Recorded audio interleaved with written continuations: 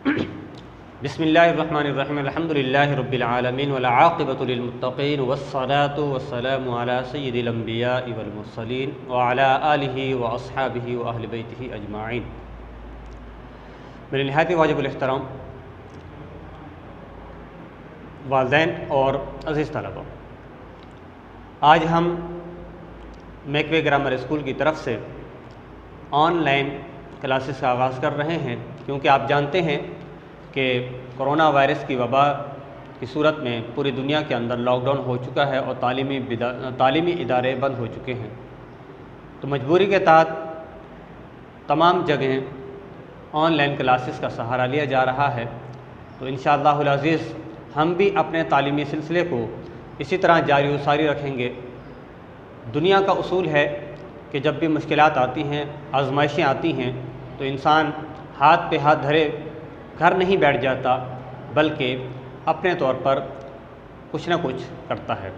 तो आज हम भी ऑनलाइन क्लास का सहारा लेते हुए उर्दू का पहला लेक्चर हम आपके सामने पेश कर रहे हैं, और इसके अंदर फरमाने क़ायद आज़म रहमहुल्लाह ताला अलैह आपके सामने पेश करेंगे कि बाबाए कौम क़ायद आज़म मोहम्मद अली जिन्ना रहमतुल्लाह अलैह, जो हमारी कौम के फ़ादर कहलाते हैं, उन्होंने तलबा को क्या पैगाम दिया है। क़ायद आज़म रहमतुल्लाह अलैह ने फ़रमाया, पाकिस्तान अपने नौजवानों पर फ़ख्र करता है, खुसूसन तलबा पर जो हर ज़रूरत के वक्त पेश रहे हैं। नौजवानों, तुम मुस्तक़बिल के मेमार हो, तुम्हें नज़्म व ज़ब्त से काम लेना है और तालीम व तरबियत हासिल करना है ताकि सब्र आज़मा मसाइल से निबट सको। मुस्तक़बिल की ज़िम्मेदारियों का बोझ भी तुम्हारे कांधों पर है, लिहाजा इसके लिए तैयार हो जाओ। फिर फरमाते हैं, नौजवानों, मैं तुम्हें पाकिस्तान का मेमार समझता हूँ और देख रहा हूँ कि तुम अपनी बारी पर क्या कुछ कर दिखाते हो। इस तरह रहो कि कोई तुम्हें गुमराह न कर सके। अपनी सफ़ों में इत्तेहाद और मजबूती पैदा करो। तुम्हारा असल काम क्या है? अपनी ज़ात से वफ़ादारी, अपने वालिदैन से वफ़ादारी, अपने मुल्क से वफ़ादारी और अपनी तालीम पर पूरी तवज्जो। क़ायद आज़म रहमतुल्लाह अलैह ने इस पैगाम में नौजवानों और तलबा पर एक भारी ज़िम्मेदारी आयद की है और फरमाया कि आपके बुज़ुर्गों ने अपना काम कर लिया है। बुज़ुर्गों ने आपको एक आज़ाद वतन आपको फ़राहम कर दिया है, और इस वतन अज़ीज़ को हासिल करने के लिए क़ायद आज़म रहमतुल्लाह अलैह और उनके रुफ़क़ा ने बड़ी कुर्बानियाँ दी हैं, बड़ी स्ट्रगल की है, बहुत मेहनत की है, और बहुत जद्दोजहद के बाद हिंदुओं और अंग्रेज़ों से एक आज़ाद वतन हासिल किया है। तो मेरे दोस्तों, इस आज़ाद वतन को कायम रखने के लिए, इसकी तामीर, इसके इस्तेहकाम और इसका नाम रोशन करने के लिए क़ायद आज़म तलबा से बहुत पुरुमीद हैं और उनसे ये कहना चाहते हैं कि आपके बुज़ुर्गों ने अपना काम कर लिया है, अब आपने अपना काम करना है।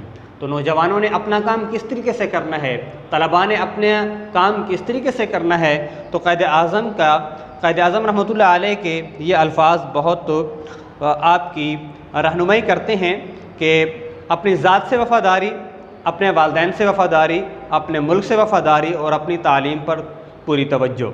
तो जो इंसान मेहनत करता है वो फल ज़रूर हासिल करता है। तो इस तरह अगर आप भी अपनी पढ़ाई पर तवज्जो करेंगे तो न सिर्फ अपने आप के साथ आप वफ़ादारी कर रहे हैं, बल्कि आपके माँ बाप कि जिन्होंने आपसे बड़ी उम्मीदें वाबस्ता कर रखी हैं और जो आपकी हर ख्वाहिश को पूरा करते हैं, आपकी हर ज़रूरत को पूरा करते हैं, तो आपका फिर फ़र्ज़ बनता है कि आप अपने वालिदैन के उम्मीदों पर पूरा उतरें, अपने वालिदैन का कहा मानें, अपने वालिदैन की इताअत करें, अपने वालिदैन की खिदमत करें और क़ायद आज़म के इस पैगाम पर अमल करते हुए अपनी ज़िंदगी के अंदर नज़्म व ज़ब्त को, डिसिप्लिन को कायम करें।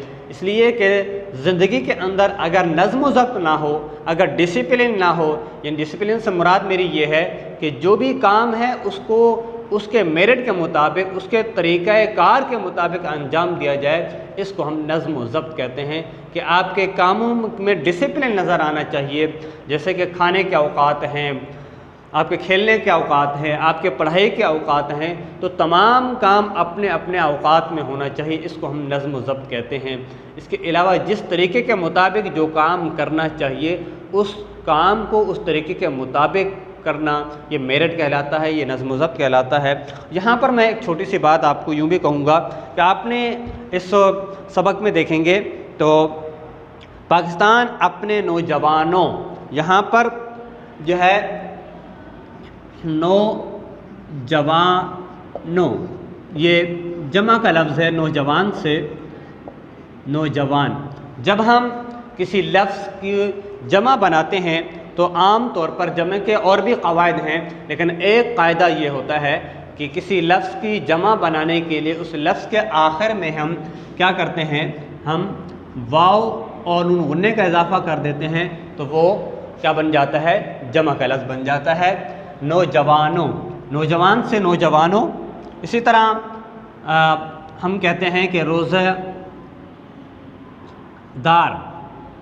इसकी अगर हम जब जमा बनाएंगे तो आखिर में क्या करेंगे, वाव और नून गुन्ने का इजाफ़ा कर देंगे, तो ये बन जाएगा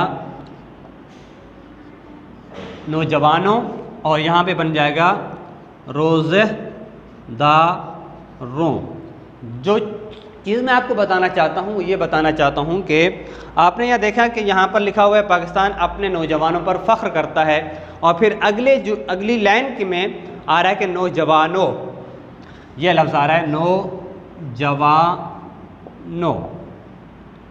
अब यहाँ पर नून गुन्ना नहीं आया, यहाँ पर नून गुन्ना आया हुआ है, यहाँ पर नून गुन्ना नहीं आया।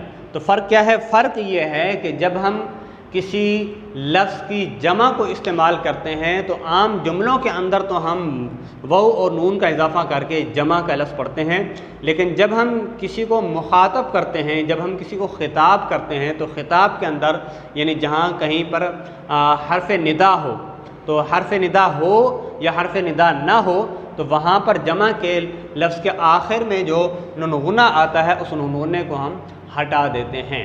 जैसे मैं आपसे कहता हूँ कि ए नौजवानों, तो यहाँ पर नून गुन्ना नहीं आएगा।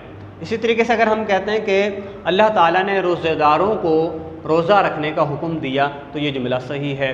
फिर अगर मैं किसी रोज़ेदार को हम पुकार कर कहते हैं कि रोज़ेदारों, तो फिर उसके अंदर नून गुन्ना नहीं आएगा। ये छोटी सी बात थी जो मैंने आपको बताई है। उम्मीद है कि आपको मेरी बात समझ में आ गई होगी। तो इंशाअल्लाहुल अज़ीज़ आज का लेक्चर इतना ही है। इंशाअल्लाहुल अज़ीज़ आपसे दोबारा मुलाकात होगी। अपना बहुत सारा ख्याल रखिएगा। अस्सलामु अलैकुम व रहमतुल्लाहि व बरकातुहू।